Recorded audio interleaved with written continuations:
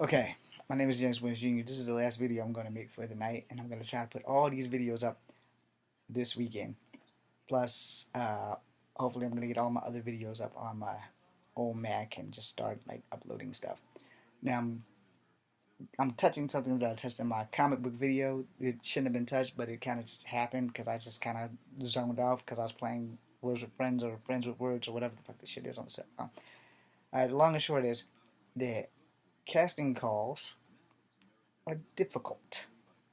So this is about casting calls and my adventures of casting calls that have come through Charlottesville, Virginia, and have basically given me the finger until the last one that I went to. So we're going to start with that first because the last video tells you about where I was at.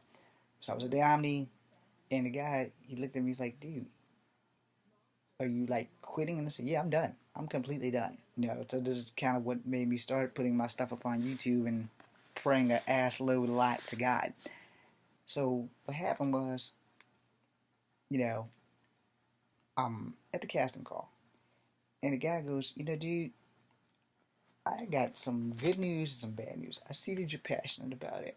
So he says you need to go and start doing plays and get, noticed around here.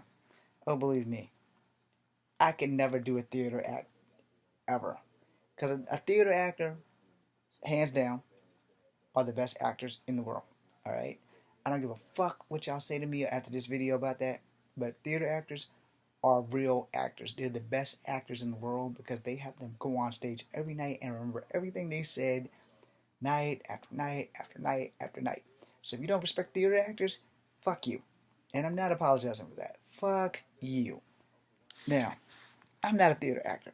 I will never do theater. I don't want to do Broadway. I can't sing. I can't dance. I'm this new metal hip. My kung fu career is pretty much over. But I respect theater actors. Shakespeare, Nutcracker, whatever. Fuck y'all.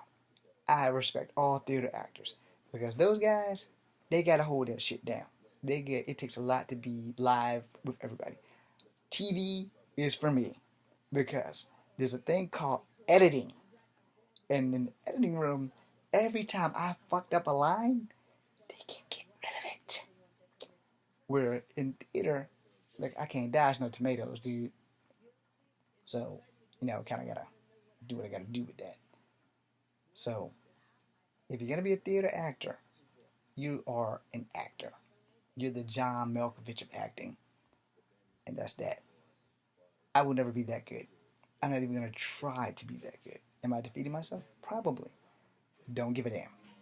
It's not meant for me to be a theater actor at all. Now, with TV and kung fu, it's stuff I can do. That's my element. I love scary movies. I love kung fu movies, and I can do that. Where, you know, most of the time, if you're a theater actor, you need to be on your P's and Q's. I don't have that. But, as far as like movies and stuff, you spend 17, 18 hours on a set and you can fix whatever you fuck up at. Oh, I kicked the guy in the face. He has to recover, reset the set. Everybody's reset the scene, get the candy glass in so we can throw the guy through the glass. Everybody takes a break. You eat, you reset, and you go again and again and again until the director sees the scene that he likes, which is awesome. Which is why I want to do TV and movies instead of trying to do freaking theater. Theater takes a lot of work. I took an acting class in high school, and I'm an improv specialist. I can improv and come up with fresh shit everywhere, kind of like Wayne Brady. Not so good with scripts, but I can improv very well, and most of the time it kind of rolls in and makes sense. But when it comes down to like theater, unless you're doing an improv theater where you don't have to remember your lines, it is almost impossible to be a theater actor and not be good. No. I will never be a theater actor. I'm not even gonna try for theater. But going back to where I was at. So it's like, you need to do theater. You need to do this. Like, no, dude. I'm not that great. I want to make movies so I can be happy. I don't really give a damn about the money. That will help a hell of a lot. As long as I don't pull a Red Fox, or Hammer, people who forget to pay their taxes and shit, you know. But as far as like acting in theater, not gonna happen. But you put me in front of that camera, you give me a line that I can remember or translate into my own language, I can deliver that. You give me a fight scene, I could kick like 6 people in the face and come up with some. And now for the big boss, I have to put like work in and beat like 9, 10, 15 guys, and then I go, I'm tired, but I'm ready to fight the big boss. So I'm like, yeah. And now for the big boss, or some corny Power Ranger shit, stuff that I know I can do. Not the Power Rangers are corny. I love the Power Rangers. Japanese version more than the American version because Rangers can die and be replaced, but the American version we got attached too much to the right guys, the original team, and then everything went to hell when they started switching everybody up. But okay, still a good show, still watch it. Every 42, I still watch it because the show is as old as I am in Japan. But anyway, so I'm talking to the guys, just like, dude, half these people come in here and get their dreams dashed and they quit, and that's what you're doing. I said, no, I'm not quitting. I'm just gonna go around the back and kick in the side door because, and yes, that's a quote from Bruce Lee. Clearly, the front door doesn't want me coming through there, and the reason I say that is because he broke it down to me on how the casting calls work. So now I'm gonna break it down to you. If I have to go take this damn dog to the bathroom because this doesn't have a pause. They send these guys out, like John Casablanca and all the other people that have come. That's the only one I can really remember because that was like the Cindy Crawford one. They always have her videos and telling you how they got her out of wherever she came from, and she went from little country girl to big model, sexiest chick on the planet. All right, had to save myself because I was about to use the B word, but anyway, they always played her videos. They always explained how she was the bomb, this, the bomb, that, and how they got her as the opening parts that she needed. Okay, cool. But what they didn't say was she had an exotic look or an erotic look, and that is what she needed. Sorry, the scar here was like fucking me up. So they don't tell you that if you have the look that they're looking for, you're gonna be who they're gonna make everything possible for you to get your foot in the door. They're gonna introduce you to the right people. You're not gonna sleep anybody. You're gonna get everything's gonna be legit. All right. So now let's go to my horrible experiences on some casting calls. I tell you that I tried to get on Major Payne on one of my videos, and I tried to get on Toy Soldiers. Not Small Soldiers with the Phil Hartman guy, but Toy Soldiers with Luke Gossett Jr. It was filmed at Miller School down in Crozet area in Richmond, where Major Payne was also filmed down in the same spot. So if they look familiar, it's because they were filmed in Charlottesville, in my hometown. So there's acting here. It's just not Hollywood explosion extravagant. So let me make this quick. I had hair almost as long as this. It's a little bit shorter. And for Major Payne, director, casting director, whatever. He wasn't like the director. He was the guys who get the extras in. He said, if you shave your head crew cut style or bald, because there was a scene where everybody in there is bald, I'll get you on this film. Can we say liar? Because I went to the barbershop, got my hair cut for $5.95, and got back there and he said, I'm sorry kid, we're not going to get you in. Sorry that you cut all your curls off, and that's the way the cake crumbles. And right after that, I bumped into one of the actors there and I almost was going to beat his ass. I remember your face, but not your name. Hope you're having a successful career. So then, maybe 4 years before that, they had Toy Soldiers, whatever, with Louis Gossett Jr. and everything, and Sean Astin, Patty Duke's son, in case y'all don't know that. Now you do. So I didn't get to meet Sean Astin or any of that stuff, so that's not going to be a glamorous story, but I did try to go. And when I got there, they had filled up. The good news is, I didn't have to get my hair cut. And one of my friends who was like messing with my sister, or was before he was messing with my sister, he's in the movie. He's not. He doesn't have a good part. He's an extra. You know, he's playing a student, but he's in there, which is like goal number one. If you can just get your foot in the door, maybe you'll get blessed, and someone will be willing to work with you. Okay, so my story is probably gonna wind up like Bruce Lee. I'm gonna find fame in death. So anyway, moving on. I started going to casting calls after that, like real casting calls, when they would like come to the Days Inn, the Sheraton, everywhere in Charlottesville, every hotel that they would have one, hella high water. If I wasn't there the first day, I was there the second or the third day, sometimes twice. And, you know, the second time I just wear a different pair of clothes, maybe comb my hair to a different side, you know. So if I'm in there, like you see me now, I come in there Friday, you know, tell them my name. They take a photo, and they prefer you to bring your own photos, but, you know, they'll take a photo, they put it in a box, put your file on it, note in the file.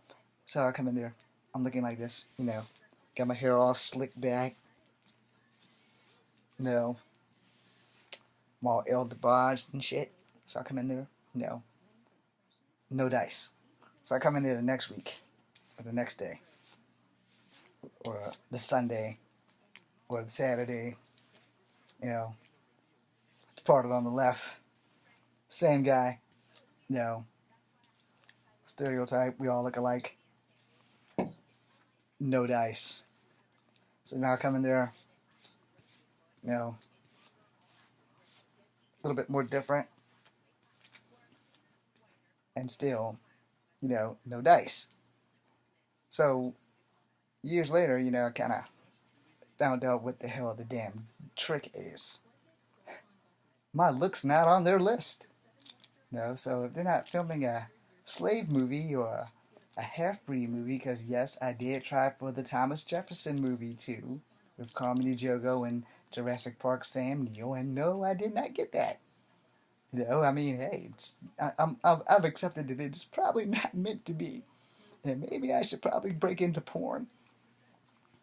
Everybody likes porn, so you know, literally, I have tried almost every look on the planet. And for the record, in case anybody wants to know why my hair is long, my hair is not getting cut anymore because I promised my dad that I would grow my ponytail because he liked my ponytail.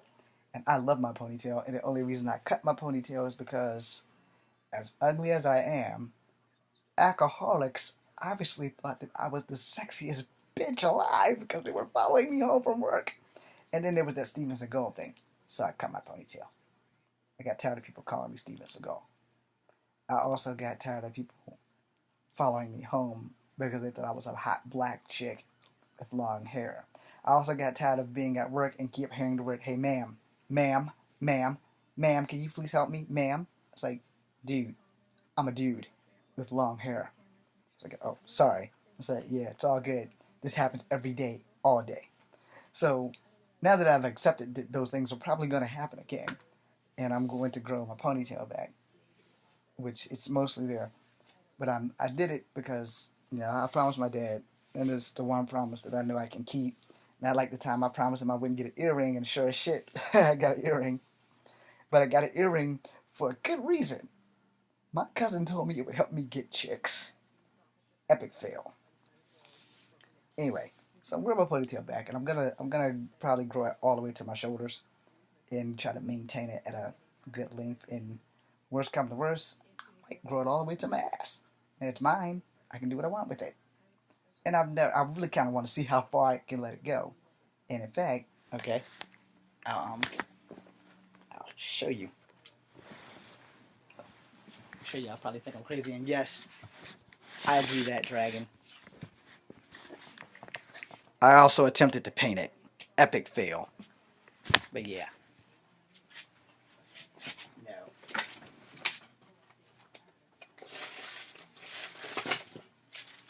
Also had a rat tail. I believe that's my father's hair.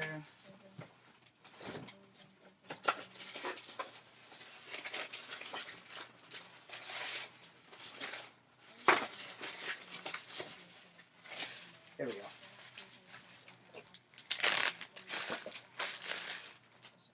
Oh, my original ponytail and the rubber bands dry rotted. I guess that's what happens when you keep something for like 15 years or better.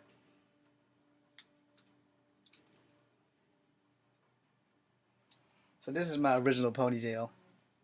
Yeah. Yeah, it was pretty long. It was.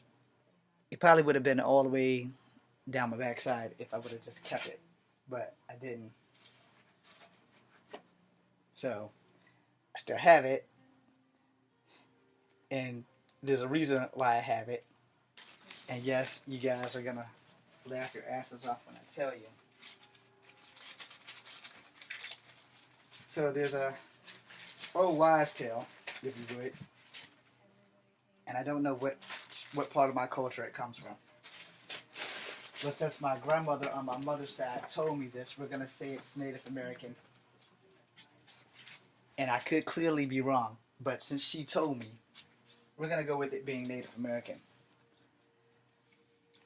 So I got this haircut once. Not it was after I grew the ponytail. After I grew the ponytail, it was like years before I actually. Revert that. It was years before I got that ponytail. I have a haircut. I've had a lot of bad haircuts. Disadvantage of being multicultural, unless you have like an awesome grade of hair. But anyway, so one day I was at my grandma's house, and my Uncle Joe was cutting my hair, or scalping, and my grandma said, "James, Jonah, whatever she called me at the time, don't cut your hair outside because if the birds get your hair, you're gonna have a headache until it grows back because they're gonna use it on their nest and they're gonna keep pecking it." Now I don't know if it was psychosomatic, but I will tell you this: there are some truth behind those fucking wise tales. So we cut my hair outside, and I didn't give a damn about that hair. I didn't think about that shit in the least bit, man. My uncle cut that hair off, and I was like slick crew. There was like none of this there. It was like my military cuts. It was really really close. So I watched the birds grab the hair. I didn't think about it, until I got home, and I had this fucking headache for like 3 weeks, which was kind of fucked up because my hair normally grows back within two. And my head hurt. I took aspirin, I took Bear, I took Excedrin, I took Advil because Advil was like the new thing. And then Motrin came out. And you name it, if it was for a headache, I took it. Headache would not go away. And some days, there would be days where it would hurt so bad that I couldn't even get out of bed. And it was like those migraine things, man. And I'm like, man, why the fuck does my head keep hurting? That's how I called Grandma. I said, Grandma, is my hair left outside of your house? She goes, no, I think all those birds took your hair that day. Because there was like more than one bird, like a flock of birds or whatever. And I swear to God, until my hair grew back, my head never fucking stopped hurting. So I'm like, dude, this shit got to hurry up. It's got to grow back. Because it's like having someone put two drills in your head and then pumping like blood and oil in there and then trying to drain it out rapidly and then doing it all again. But every time they put something in, it forms like a cement block, and it's like a vice and a block. Like both of them are fighting to get out and fighting to crush in. And my head hurt for fucking 3 weeks until my hair grew back. And when my hair grew back, I never ever got another haircut outside. Ever. Ever. So like I said, there are some truth to those wise tales. But anyway, in closing for this casting thing, you know, the trick of getting cast is that most of the time it's pure D fucking luck. And the look that you have is original and it's yours. So if I walked in like this and my mutton chops were back, then they'd probably be like, yeah, this guy has a mullet and mutton chops. We're going to have to get this guy, because he's looking like he's going to be some kind of freak. So basically, you kind of got to, like, look strange and unusual, I guess.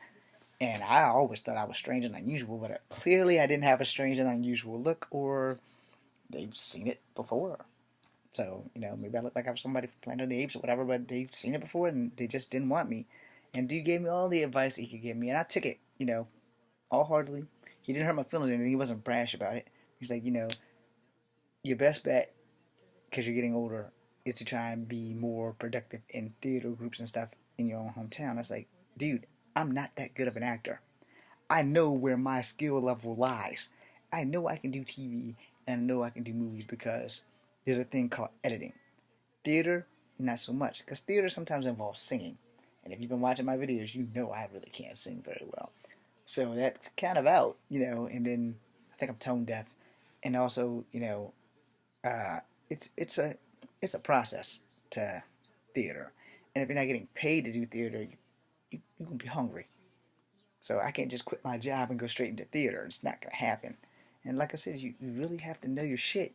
You really have to know those lines for Shakespeare with Romeo and Juliet in Pistachio. Not Pinocchio, Pistachio. The dude is feeding the guy lines to the beautiful chick on the balcony. Damn it, what the fuck is her name? It's not Rapunzel. What the fuck is her name? God damn it. Steve Martin did a movie about it. Um, the dude had like the super long nose, man. And it wasn't Othello. Damn it. I don't know what it is, but the guy had a big fucking nose. And he was in love with a chick, so he sent the handsomer looking dude to talk to her through the bush, and he would be feeding the girl the lines. And I want to say it's Rapunzel, but it's not Rapunzel because that's the bitch with the hair. She just flung it off the thing, and the dude climbed up there. How she didn't get like a headache, I don't know. But what the fuck is it? That's gonna bother me for the rest of my life now. Well, anyway, if you know what I'm talking about, you can put it in the comments because that's the thing. You have to know your theater. You have to know it. And I'm just not a theater actor. It's not gonna happen, and I'm not gonna try to push my luck and have them throw tomatoes at me. So in closing, it pays to know your stuff. So for those inspiring, or I'm hoping that I'm helping, you know, theater if you're good, TV if you're okay. Okay, so I'd rather do TV because that way I get a chance to reset and start again. And hopefully, if I can get a character where everybody likes my character, my show gets 5 years and I'm good. Okay, so again, I'm James Williams Jr. and have a good night.